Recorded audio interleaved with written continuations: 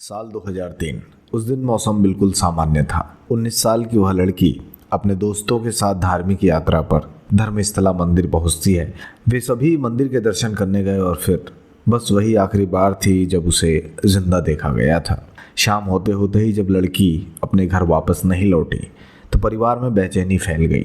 Phone किया गया, रिश्तेदारों से पूछा गया, लेकिन जब किसी ने भी उसका कोई पता नहीं बताया तो अगली सुबह उसकी माँ खुद धर्मस्थला मंदिर पहुंची। माँ ने बेटी की तस्वीर लेकर मंदिर के कर्मचारियों से पूछा, स्थानीय दुकानदारों से गुहार लगाई, राहगीरों से तक विनती की कि क्या आपने मेरी बेटी को देखा है? ये रही उसकी तस्वीर, कुछ बताइए। हर कोई बस एक ही जवाब देता, नहीं देखा, ध्यान नहीं है, यहाँ बहुत भीड़ होती है। लेकिन माँ का दिल हार मानने को तैयार नहीं था। इसी तलाश के बीच 3 स्थानीय लोगों ने माँ को धीरे से अपने पास बुलाया और उनमें से एक ने सिर झुकाते हुए कहा, मंदिर के पिछले हिस्से से 3 दिन पहले हमने कुछ कर्मचारियों को एक लड़की को खींचते हुए देखा था। वह चिल्ला रही थी लेकिन किसी ने ध्यान नहीं दिया।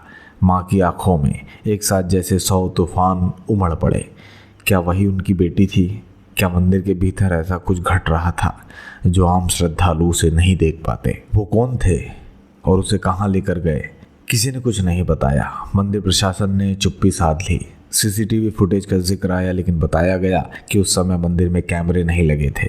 पुलिस में रिपोर्ट लिखवाई गई लेकिन समय के साथ कार्रवाई धीरे पड़ती गई। धीरे धीरे वह केस ठंडे बस्ते में डाल दिया गया और जैसे वह लड़की कभी थी ही नहीं और बात आई गई हो गई। कर्नाटक के दक्षिण कन्नड़ डिस्ट्रिक्ट के बेलथांगड़ी कोर्ट में 11 जुलाई को एक अजीब सा मंजर देखने को मिला। भारी सुरक्षा के घेरे में सिर से पैर तक नकाब से ढके एक शख्स को कोर्ट में पेश किया गया और यह नकाब ऐसा था कि इस शख्स की आंखें तक कोई नहीं देख पा रहा था। आखिर क्यों? इसके चेहरे और असलियत को इस कदर छिपाकर कोर्ट में क्यों पेश किया जा रहा था? आखिर कौन है यह नकाबपोश? इसने किया क्या है? इसकी कहानी क्या है? अगर आप इस शख्स के दावों को सुनेंगे तो यकीन मानिए आपका दिल दहल जाएगा। आप यह सोचने पर मजबूर हो जाएंगे कि क्या ऐसा भी कुछ हो सकता है।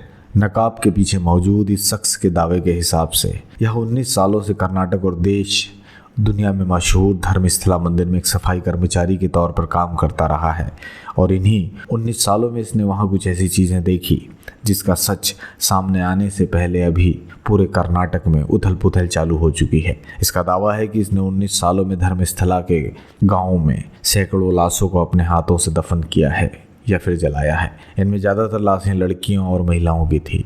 इनमें से भी ज़्यादातर लड़कियां और महिलाएं वो थी जिनका रेप करने के बाद कत्ल किया गया और फिर खुद इन्हें धर्मस्थला मंदिर प्रशासन के हुक्म के अनुसार उन लाशों को जलाकर या दफनाकर ठिकाने लगा दिया गया। हम अपनी वीडियो में आगे बढ़ें उससे पहले हम धर्मस्थला मंदिर के इतिहास के बारे में जान लेते हैं। 800 साल पहले दक्षिण कनारा के तत्कालीन गाँव मल्लारमाड़ी में धर्मस्थला को कुडुमा के नाम से जाना जाता था। यहाँ जैन सरदार बिरमन्ना पेरेगड़े और उनकी पत्नी अम्मू बल्लाल थली नेल्यादी बीड़ू नामक एक घर में रहते थे। सरल, धर्मपरायण और स्नेही स्वभाव के पेरगड़े परिवार को अपनी उदारता और सभी के प्रति आतिथ्य के लिए जाना जाता था। किंवदंती के अनुसार धर्म के संरक्षक देवदूत मानव रूप धारण करके पेरगड़े के निवास पर ऐसे स्थान की तलाश में पहुंचे जहां धर्म का पालन हो रहा हो और उसका निरंतर प्रचार प्रसार हो सके। अपनी आदत के अनुसार पेरगड़े दंपति ने प्रतिष्ठित अतिथियों का पूरी क्षमता और बड़े सम्मान के साथ स्वागत किया। उनकी ईमानदारी और उदारता से प्रसन्न होकर उस रात धर्मदेव श्री बिरमन्ना पेरेगड़े के सपने में प्रकट हुए और उन्होंने उन्हें अपने घर आगमन का उद्देश्य समझाया और उन्हें देवों की पूजा के लिए अपना घर खाली करने और अपना जीवन धर्म के प्रचार प्रसार में समर्पित करने का निर्देश दिया। धर्मस्थला मंदिर की एक अनोखी विशेषता यह है कि यह नेत्रावती नदी के किनारे स्थित है। यह क्षेत्र कर्नाटक के मैंगलोर इलाके में आता है। इस मंदिर का प्रबंधन जैन धर्म के अनुयायी करते हैं जबकि यहाँ पूजा पाठ कराने वाले पुजारी हिंदू धर्म से संबंधित होते हैं। धर्मस्थला मंदिर को लेकर कई मान्यताएं प्रचलित है। ऐसा माना जाता है कि यहाँ भगवान शिव की मंजुनाथ नामक एक दिव्य रूप में पूजा की जाती है। दूर दराज से भक्त यहाँ श्रद्धा के साथ पूजा अर्चना करते हैं। इन धार्मिक मान्यताओं के बीच एक व्यक्ति ने एक चौंकाने वाला रहस्य उजागर किया है। उसका कहना है कि उसने लगातार 16 वर्षों तक यहाँ एक सफाई कर्मचारी के रूप में काम किया है और कुछ लोगों ने उसे ऐसा करने के लिए मजबूर किया जिससे आप जानेंगे तो आपकी रूह कांप जाएगी। और उसने जब इस काम को करने से मना किया तो उसे जान से मारने की धमकी दी गई। वो लंबे वक्त से डर के साए में जी रहा था। जो यह 19 सालों का जख्म उसके दिल में है उसे परेशान कर रहा है और इसीलिए उसने पूरी सच्चाई बताने का फैसला किया है। लेकिन पूरी सच्चाई बताने के लिए उसने एक शर्त रखी है। कहा है कि पहले कानूनी सुरक्षा चाहिए, उसके बाद ही वह हत्यारों के नाम बताएगा। अभी तक उसने हत्यारों के नाम नहीं बताए हैं और कहा है कि उन जगहों का भी खुलासा करेगा जहां पर उसने लाशें दफनाई हैं। अभी से गवाह के सामने आने के बाद वहां अचानक से वह लोग भी सामने आने लगे जिनका कोई न कोई अपना गायब है या फिर रहस्यमयी तौर पर उसकी जान चली गई है।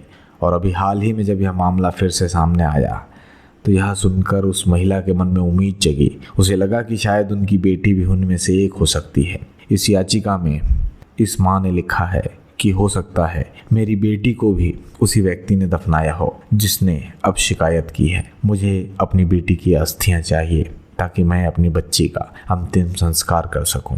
हालांकि इस बारे में महिला को आश्वासन दिया गया है और कहा गया है कि इसकी जांच की जाएगी। FIR भी दर्ज कर ली गई है इस पूरे मामले में। इस मामले में जैसे ही कोई अपडेट आती है तो हम आपको अवगत कराते रहेंगे, तो बने रहिए हमारे साथ। नमस्कार।